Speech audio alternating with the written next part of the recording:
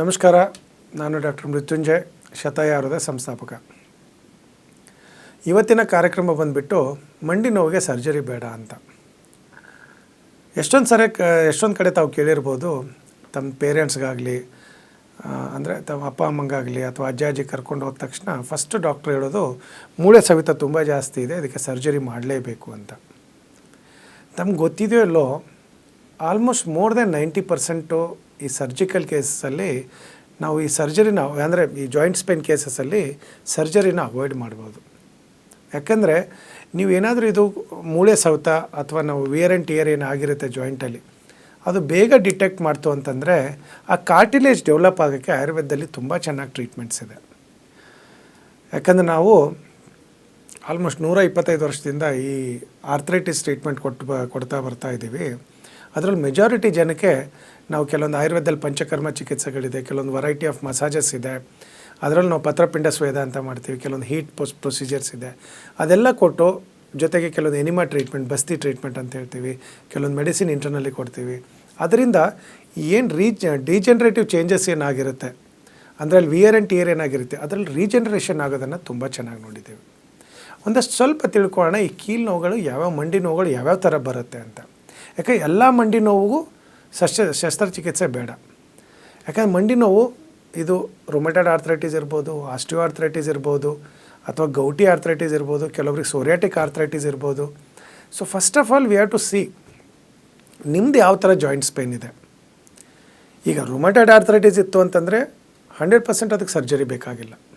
ಯಾಕಂದರೆ ಅದಕ್ಕೆ ನಿಮ್ಗೆ ಗೊತ್ತಿದ್ದಂಗೆ ಅದು ರೊಮೆಟಾಯ್ಡ್ ಆರ್ಥ್ರೈಟಿಸ್ ಅಥವಾ ಆಮವಾತ ಅಂತ ನಾವು ಆಯುರ್ವೇದದಲ್ಲಿ ಹೇಳ್ತೀವಿ, ಅದು ಒಂದು ಆಟೋ ಇಮ್ಯೂನ್ ಡಿಸೀಸು, ಅದು ವಾಸಿನೇ ಆಗೋದಿಲ್ಲ ಅಂತಾರೆ.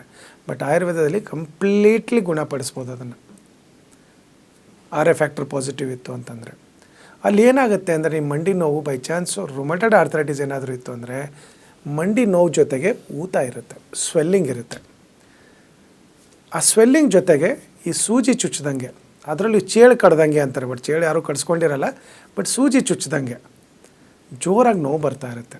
ಆ ಥರ ಏನಾದರೂ ಇತ್ತು ಅಂದರೆ ಅದು ಆಸ್ಟಿಯೋ ಆರ್ಥ್ರೈಟಿಸ್ ಅಲ್ಲ, ಅಂದರೆ degenerative changes wear and tear ಅಲ್ಲ, ಇದು ಜಾಯಿಂಟ್ ಇನ್ಫೆಕ್ಷನಿಂದ ಆಗಿರ್ತಕ್ಕಂಥ ರೊಮೆಟಾಯ್ಡ್ ಆರ್ಥ್ರೈಟಿಸ್. ಅದಕ್ಕೆ ಬೇರೆ ಥರನೇ ಟ್ರೀಟ್ಮೆಂಟ್ ಇರುತ್ತೆ.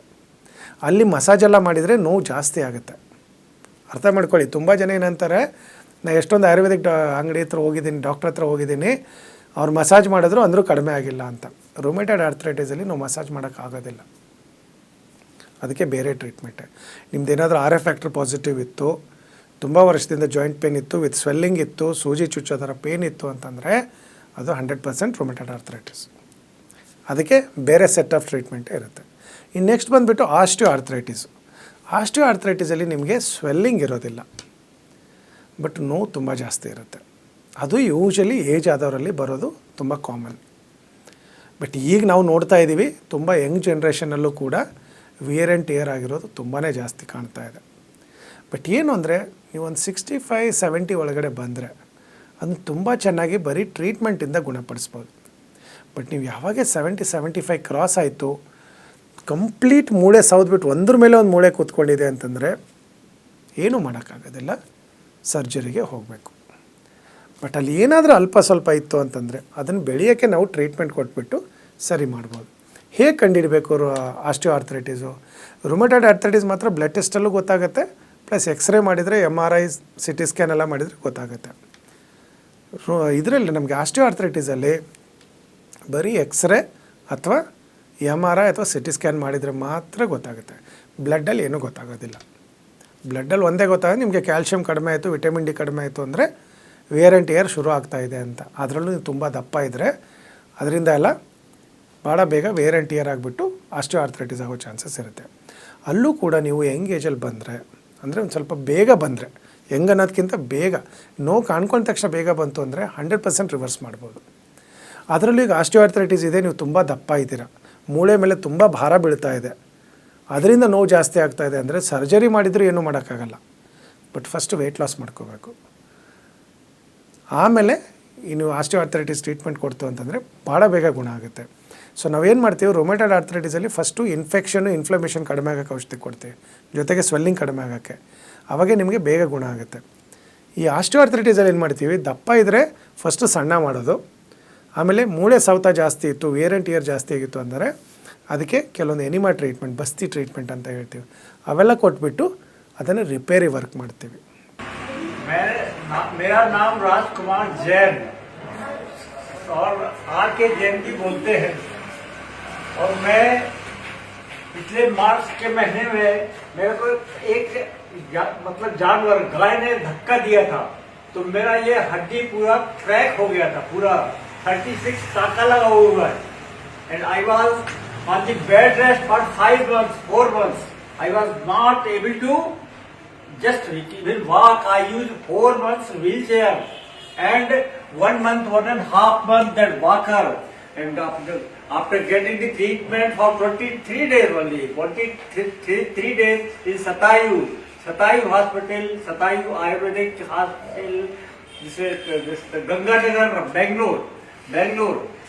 But I got the treatment here for 23 days, and at present, so you can see me. I can walk. Not too fast, but slowly. And that is 77, more than 70%. I got the progress.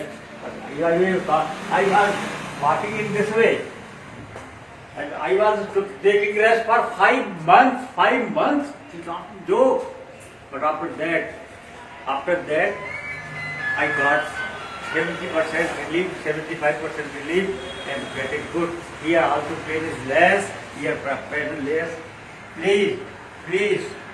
But God help me. To stand here. If any problem, Satayu Hospital in Bangalore and Karnataka, you can contact and take the advantage of that. ಇನ್ನು ಜೊತೆಗೆ ಗೌಟಿ arthritis ಅಂತ ಹೇಳ್ತೀವಿ. ಗೌಟಲ್ಲಿ ಏನಾಗುತ್ತೆ, uric acid ಏನಿರುತ್ತೆ ಅದು 2 joints ಮಧ್ಯೆ crystal ಥರ form ಆಗಿಬಿಟ್ಟು ಅದು ಒಂದು ಸ್ಮಾಲ್ ಬೋನ್ ಥರ ಆಗಿ ಕೂತ್ಕೊಂಡ್ಬಿಡುತ್ತೆ. ಆವಾಗ ನಿಮ್ಮ ನಾರ್ಮಲ್ ಇದು ನಡಿಬೇಕಾದ್ರೆ ನೋವು ಬರ್ತಾ ಇರುತ್ತೆ. ಅಲ್ಲಿ ಏನಾಗುತ್ತೆ ಅಂದರೆ ಉರಿ ಜಾಸ್ತಿ ಇರುತ್ತೆ, ಆಮೇಲೆ ಅಲ್ಲೂ ರೆಡ್ಡಿಶ್ ಒಂಥರ ನೀವು ಜಾಯಿಂಟ್ ಮುಟ್ತು ಅಂತಂದರೆ ಹೀಟ್ ಥರ ಕಾಣುತ್ತೆ. ನಿಮಗೆ ಜ್ವರ ಬಂದರೆ ಹೆಂಗಿರುತ್ತೆ ಆ ಥರ ಆಗುತ್ತೆ. ಅದು ಗೌಟಿ ಆರ್ಥ್ರೈಟಿಸಲ್ಲಿ ಆಗುತ್ತೆ. ಬಟ್ ಗೌಟಿ ಆರ್ಥ್ರೈಟಿಸ್ ಯಾವಾಗೂ ಬರೋದು ಗೌಟು ಸ್ಮಾಲ್ ಜಾಯಿಂಟ್ಸಿಂದ ಬೇಗ ಶುರು ಆಗುತ್ತೆ. ದೊಡ್ಡ ಜಾಯಿಂಟಿಗೆ ರೊಮೆಟಾಯ್ಡ್ ಆರ್ಥ್ರೈಟಿಸ್ ಫಸ್ಟ್ ಬರುತ್ತೆ, ಸಣ್ಣ ಜಾಯಿಂಟ್ಸ್ಗೆ ಗೌಟ ಭಾಳ ಬೇಗ ಬರುತ್ತೆ, ಗೌಟಿ ಆರ್ಥ್ರೈಟಿಸ್ ಅಂತ ಹೇಳ್ತೀವಿ. ಆಸ್ಟಿಯೋ ಆರ್ಥ್ರೈಟಿಸು ನೀ ಜಾಯಿಂಟ್ಸ್ಗೆ ಜಾಸ್ತಿ ಬರೋದು, ನೀ ಬ್ಯಾಕ್ ಯಾವ ಜಾಯಿಂಟ್ ಜಾಸ್ತಿ ಯೂಸ್ ಆಗುತ್ತೆ ಅದರಲ್ಲಿ ಆಸ್ಟಿಯೋ ಆರ್ಥ್ರೈಟಿಸ್ ಜಾಸ್ತಿ ಬರುತ್ತೆ. ಇನ್ನೊಂದಿದೆ ಸೋರಿಯಾಟಿಕ್ ಆರ್ಥ್ರೈಟಿಸ್ ಅಂತ ಹೇಳ್ತೀವಿ. ಅದು ಬರೀ ಸೋರಿಯಾಸಿಸ್ ಅನ್ನೋ ಚರ್ಮ ರೋಗ ಯಾರಿಗಿದೆ ಅವ್ರಿಗೆ ಮಾತ್ರ ಜಾಸ್ತಿ ಬರೋದು, ಇನ್ನು ಬೇರೆ ಯಾರಿಗೂ ಬರಲ್ಲ. ಆ್ಯಕ್ಚುಲಿ ಇದನ್ನು ನಾನು 4-5 ಈಗಿರೋ ಮಾಡರ್ನ್ ಸೈನ್ಸ್ ಪ್ರಕಾರ ಕ್ಲಾಸಿಫಿಕೇಷನ್ ಹೇಳ್ತಾ ಇದ್ದೀನಿ. ಆಯುರ್ವೇದ ಪ್ರಕಾರ 80 ಥರ ಆರ್ಥ್ರೈಟಿಸ್ ಇದೆ, 80 ಟೈಪ್ಸ್. ಇಮ್ಯಾಜಿನ್ ಮಾಡಿ, ಆ 80ನಲ್ಲಿ ನಿಮ್ದು ಯಾವುದಿದೆ ಅಂತ ಕಂಡುಹಿಡಿದು ಬಿಟ್ಟರೆ ಮುಗೀತು, ಟ್ರೀಟ್ಮೆಂಟ್ ಮಾಡೋದು ಭಾಳ ಈಸಿ. ಬಟ್ ಏನಾಗಿದೆ ಅಂದರೆ ಇತ್ತೀಚಿನ ಡಾಕ್ಟ್ರುಗಳಿಗೂ ಕೂಡ ಪೇಷನ್ಸ್ ಇಲ್ಲ. ಇವನ್ ಆಯುರ್ವೇದಿಕ್ ಡಾಕ್ಟ್ರಿಗೆ ಯಾವುದೋ ಒಂದು ಪೇನ್ ಕಿಲ್ಲರು, ಯಾವುದೋ ಒಂದು ಮಹಾಯೋಗರಾಜ ಗುಗ್ಗಳು ಇಂಥದ್ದೆಲ್ಲ ಒಂದು ನೋಡ್ಕೊಳ್ಳೋದು, ಒಂದು 4 ಗುಗ್ಗಳು ಬರೆಯೋದು, ಮೇಲೆ ಹಚ್ಚಕ್ಕೆ ಎಣ್ಣೆ ಕೊಡೋದು, ಕಳಿಸ್ಬಿಡ್ತಾ ಇರೋದು. ಆವಾಗ ಹೇಳಿದೆ ನಿಮಗೆ ರೊಮೆಟಾಯ್ಡ್ ಆರ್ಥ್ರೈಟಿಸ್ ಇತ್ತು ಎಣ್ಣೆ ಹಚ್ಚಿದ್ರೆ ಹೆಚ್ಚಿಗೆ ಆಗುತ್ತೆ. ಸೊ ಇಂಥದ್ದೆಲ್ಲ ಒಂದು ಮೈನ್ಯೂಟಾಗಿ ಡಯಾಗ್ನೋಸಿಸ್ ಮಾಡೋದು ಭಾಳ ಇಂಪಾರ್ಟೆಂಟು.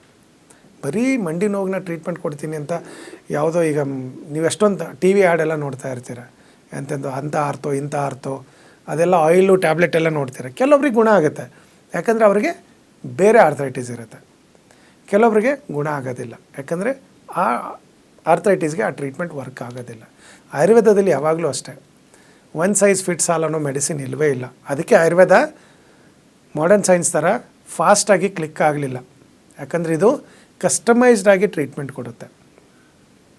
ನಿಮ್ಮ ಆರ್ಥ್ರೈಟಿಸೇ ಬೇರೆ ಇರುತ್ತೆ, ನನಗೆ ಬಂದರೆ ನಂದು ಆರ್ಥ್ರೈಟಿಸೇ ಬೇರೆ ಇರುತ್ತೆ. ಯಾಕಂದ್ರೆ ನಮ್ದು ಇಬ್ಬರದ್ದು ಬಾಡಿ ಟೈಪು ಬೇರೆ ಥರ. ಸೊ ಹಾಗಾಗಿ ಫಸ್ಟ್ ಬಾಡಿ ಟೈಪ್ ನೋಡ್ತೀವಿ, ಡಿಸೀಸ್ ಟೈಪ್ ನೋಡ್ತೀವಿ, ಡಿಸೀಸ್ ಎಲ್ಲಿ ಬಂದಿದೆ, ಯಾವ ಥರ ಇದೆ ನೋಡ್ತೀವಿ, ಯಾವ ಏಜಲ್ಲಿ ಬಂದಿದೆ ನೋಡ್ತೀವಿ.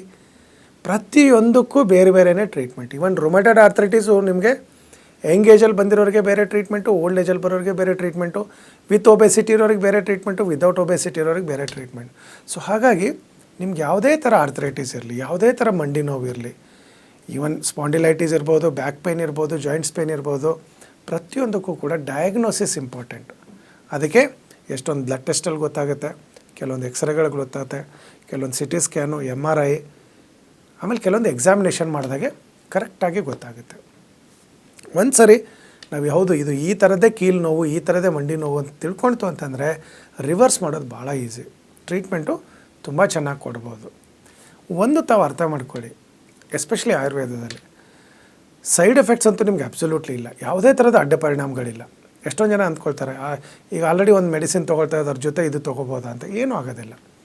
ಸೊ ಹಾಗಾಗಿ ನಿಮ್ಗೆ ಯಾವುದೇ ಥರ ನೋವು ಇರಲಿ, ಏನೇ ಟೆಸ್ಟ್ ರಿಪೋರ್ಟ್ಸ್ ಇದ್ದರೂ ಕೂಡ ಕೆಳಗಡೆ ಇರ್ತಕ್ಕಂಥ ನಂಬರ್ಗೆ ಒಂದು ಸರಿ ಫೋನ್ ಮಾಡಿಬಿಟ್ಟು ನೀವು ರಿಪೋರ್ಟ್ಸ್ ಕಳಿಸಿ ವಾಟ್ಸಪ್ಪಲ್ಲಿ. ಎಕ್ಸ್ರೇ ರಿಪೋರ್ಟ್ಸ್ ಇರ್ಬೋದು, MRI ರಿಪೋರ್ಟ್ಸ್ ಇರ್ಬೋದು, ಅಥವಾ ಬ್ಲಡ್ ರಿಪೋರ್ಟ್ಸ್ ಇರ್ಬೋದು. ಅವನ್ನೆಲ್ಲ ಕಳಿಸ್ಬಿಟ್ರೆ ನಮ್ಮ ಡಾಕ್ಟ್ರು ಒಂದು ಆನ್ಲೈನ್ ಕನ್ಸಲ್ಟೇಷನ್ ಮಾಡಿ ನಿಮಗೆ ಕರೆಕ್ಟಾಗಿ ಅದಕ್ಕೆ ಏನು ಟ್ರೀಟ್ಮೆಂಟ್ ಕೊಡ್ಬೋದು ಅಂತ ಹೇಳ್ತಾರೆ. ಜೊತೆಗೆ ಏನು ಕೆಲವೊಬ್ರು ಹೇಳ್ತಾರೆ ಕ್ಲಿನಿಕ್ವರೆಗೆ ಬರಬೇಕಾ ಅಂತ. ನಮ್ಮ ಬೆಂಗಳೂರಲ್ಲಿ ಶತಾಯು 15 ಕ್ಲಿನಿಕ್ ಇದೆ. ಪ್ಲಸ್ ನಮ್ಮದೊಂದು ಶತಾಯು ಆಯುರ್ವೇದ ಯೋಗ ರಿಟ್ರೀಟ್ ಅಂತ ಬೆಂಗಳೂರು ಏರ್ಪೋರ್ಟ್ ಹತ್ರ ಒಂದು ಒಳ್ಳೆ ಹಾಸ್ಪಿಟಲ್ ಇದೆ, NABH ಅಕ್ರಿಡೇಟೆಡ್ ಹಾಸ್ಪಿಟ್ಲ್ ಇದೆ. ಅಲ್ಲಿ ತಾವು ಉಳ್ಕೊಂಡು ಕೂಡ ಟ್ರೀಟ್ಮೆಂಟ್ ತೊಗೋಬೋದು. ಅಲ್ಲಿ ಇನ್ನೊಂದು ಪ್ರತಿಯೊಂದು ಹೆಲ್ತ್ ಇನ್ಶೂರೆನ್ಸ್ ಕೂಡ ನಿಮಗೆ ಅಲ್ಲಿ ಕ್ಲೇಮ್ ಆಗುತ್ತೆ. ಯಾವುದೇ ಥರ ಹೆಲ್ತ್ ಇನ್ಶೂರೆನ್ಸ್ ಇದ್ದರೆ ಸಾಕು, ತಾವು ಟ್ರೀಟ್ಮೆಂಟ್ ತೊಗೊಳ್ಬೋದು ಅಲ್ಲಿ. ಸೊ ಅಲ್ಲಿ ಉಳ್ಕೊಂಡು ಕೂಡ ಟ್ರೀಟ್ಮೆಂಟ್ ತೊಗೊಳ್ಬೋದು. ಇನ್ನು ಕೆಲವರು ಕ್ಲಿನಿಕ್ಕಿಗೆ ಬಂದು ತೊಗೊಳ್ಬೋದು. ಕೆಲವ್ರಿಗೆ ಇಲ್ಲ ನಾವು ಬೇರೆದು ಊರಲ್ಲಿದ್ದೀವಿ, ಇಷ್ಟು ದೂರ ಬರೋಕ್ಕಾಗಲ್ಲ ಅಂದರೆ ಆನ್ಲೈನ್ ಕನ್ಸಲ್ಟೇಷನ್ ತೊಗೊಳ್ಳಿ, ಕೊರಿಯರ್ ಮುಖಾಂತರ ಟ್ರೀಟ್ಮೆಂಟ್ನ ತರಿಸ್ಕೋಬೋದು. ತಾವು ಮೆಡಿಸಿನ್ ಕಳಿಸ್ತೀವಿ, ಡಿಟಾಕ್ಸ್ ಕಿಟ್ಗಳಿರ್ಬೋದು, ಮೆಡಿಸಿನ್ಸ್ ಇರ್ಬೋದು, ಮೇಲ್ ಹಚ್ಚೋಕ್ಕೆ ಬೇರೆ ಬೇರೆ ಥರ ಚಿಕಿತ್ಸೆಗಳಿರ್ಬೋದು, ಪ್ರತಿಯೊಂದು ಕೂಡ ಕೊರಿಯರಲ್ಲಿ ನಾವು ಕಳಿಸ್ತೀವಿ.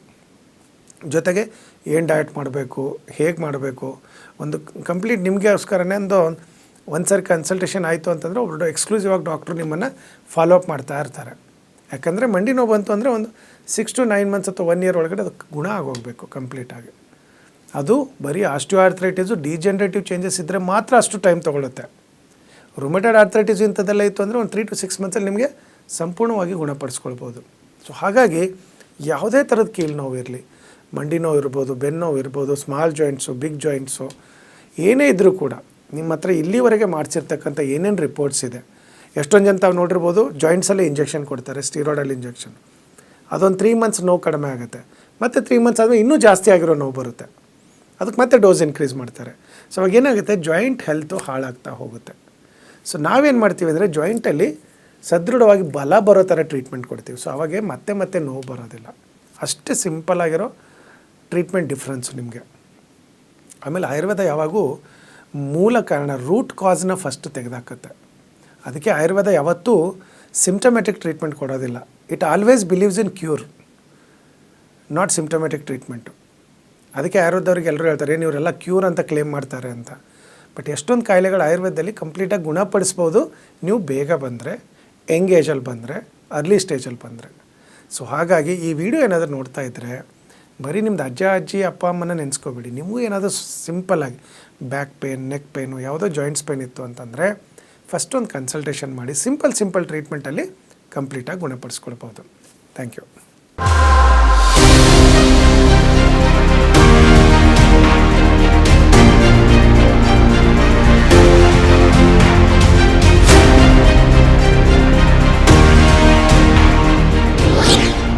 ಶತಾಯು ಆಯುರ್ವೇದ ಸೆಂಟರ್ ಸುಮಾರು 120 ವರ್ಷಗಳ ಇತಿಹಾಸ ಹೊಂದಿರುವಂತಹ ಈ ಆಯುರ್ವೇದ ಸೆಂಟರ್ ಆಯುರ್ವೇದ ಕ್ಷೇತ್ರದಲ್ಲಿ ಮಹತ್ತರವಾದ ಸಾಧನೆ ಮಾಡಿದೆ. ಅಷ್ಟೇ ಅಲ್ಲ, ಬೆಂಗಳೂರಿನ ನಾನಾ ಭಾಗದಲ್ಲಿ ಇದರ ಸೆಂಟರ್ಗಳಿವೆ.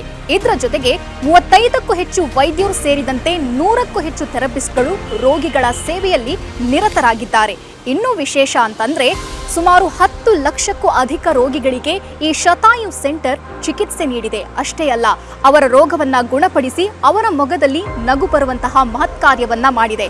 ಬನ್ನಿ ಹಾಗಾದ್ರೆ ಈ ಶತಾಯು ಸೆಂಟರ್ನಲ್ಲಿ ಯಾವ ರೀತಿ ಚಿಕಿತ್ಸೆ ನೀಡಲಾಗುತ್ತೆ, ಈ ಸೆಂಟರ್ ಯಾವ ರೀತಿ ಕಾರ್ಯನಿರ್ವಹಿಸುತ್ತೆ, ಬನ್ನಿ ನೋಡೋಣ.